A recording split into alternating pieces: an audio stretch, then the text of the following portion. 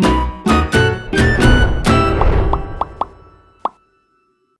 है, मैं ये बात जानना चाह रहा हूँ आपसे कि आप गुंबद पे ऊपर थे जी थे। और आप लोग की तैयारी थी कि आप मस्जिद गिराएंगे। बिल्कुल बिल्कुल तोड़ने के लिए गए थे। और यही केस चला कि क्रिमिनल कंस्पिरेंसी थी कि नहीं, यही तो मतलब आप लोगों ने तय किया कि मस्जिद तोड़नी है उस दिन। बिल्कुल हम तोड़ने गए थे भाई, तोड़ने गए थे। अच्छा, मतलब ये उमा भारती और बाकी लोग विश्व हिंदू परिषद के लोग ये क्यों कहते हैं कि कारसेवक उनकी बात नहीं सुन रहे थे? वो क्या कहते हैं उनका विषय वो जाने ना, मेरा विषय मैं आपको बता रहा हूँ। आप उनसे अलग हैं एकदम। हम बिल्कुल, हम लोगों का ये जुनून था कि जिस कार्य के लिए 10 लाख हिंदुओं ने अपने प्राणों का बलिदान दिया है, हम उसे मुक्त कराएंगे। एक्सेप्ट किया बताते हैं? बिल्कुल किया है, क्या गुनाह किया। बाकी लोग क्या कोर्ट में एक्सेप्ट नहीं करते? उनसे पूछिए ना, बताएंगे। वो तो कहते थे कांग्रेस ने फंसा दिया। अच्छा, वो ये वही कहेगा, सब आदमी सारे के सारे आरोपी उनका कांग्रेस ने फंसा दिया। मैं तो कहता हूँ कांग्रेस ने हमारी मदद की।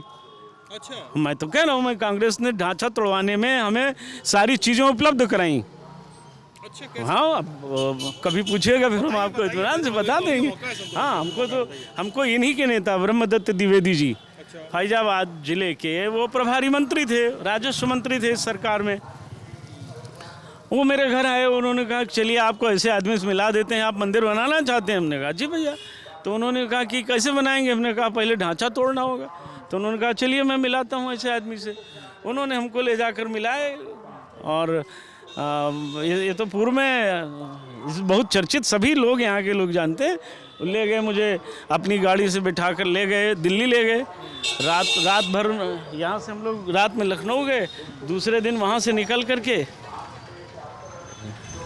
दूसरे दिन हम लोग दिल्ली गए और वहाँ उन्होंने हमको नाम नहीं लेना चाहिए था लेकिन लेना पड़ रहा है, यहाँ पीवी नरसिम्हा राव जी से मिलवाया। और मिले आप? जी मिलवाया उन्होंने और सारी बातें हुई। बातों को मैं नहीं बता सकता हूँ, ये मजबूरी, कसम खाई थी हम लोगों ने। नाम भी लेना मना था लेकिन आपने खोद डाला, खोद डाला है। थोड़ी सी बात भी हो जाए और क्या, थोड़ी सी बात भी हो जाए, क्या दिक्कत है? उनसे मुलाकात हुई तो उन्होंने, थोड़ी सी बात हो जाएगा। नहीं, उन्होंने हमसे, जब मैं दुबला पतला आदमी था, बच्चा ही था उस समय, 23-24 साल उम्र थी, तो मुझे देख के उनको दया आ गई। केवल मूछें हैं और तो शरीर में कुछ है नहीं। लेकिन ब्रह्मदत्त जी ने बताया कि साहब ये बहुत डायनेमिक पर्सनालिटी है, ये अंदर से सावरकर है, बाहर से जैसा भी दिख रहा हो। तो उन्होंने कहा ठीक है, जिसको जो चाहिए उपलब्ध करा दीजिएगा। तो चलते समय उन्होंने 50,000 रुपये की हमें एक गड्डी भी दी, पैक थी, और कहा कि ब्रह्मदत्त जी से आप संपर्क रखिएगा, जो चाहिए सब मिल जाएगा, काम करिए, अच्छा काम कर रहे हैं, ये तो अच्छा काम है, राम कार्य हो। हम राव के शब्द हैं ये शब्द है कालीन भारतीय पीएम जी। मुझे क्या मालूम था कि किससे मिलाने ले चले हैं। मैं वहाँ गया तो मैं अवाक रह गया कि मुझे तो ये सब दरवाजे जो बैरियर्स लगे रहते, जैसे गाड़ी नंबर देखते सब हट जाते थे। हम अंदर गए, बातचीत हुई, वहाँ चाय पिया, एक गिलास पानी और काजू का खा करके चाय पिया गया और 45 मिनट की मुलाकात थी। वो सारी बातें वहीं हो गई। हम बिल्कुल प्रसन्न, हमारे जीवन का लक्ष्य इतना था, हमें इससे तैयारी शुरू कर दी आपने? तैयारी शुरू कर दी, हमको सब जो हमने मांगा था सब मिल गया।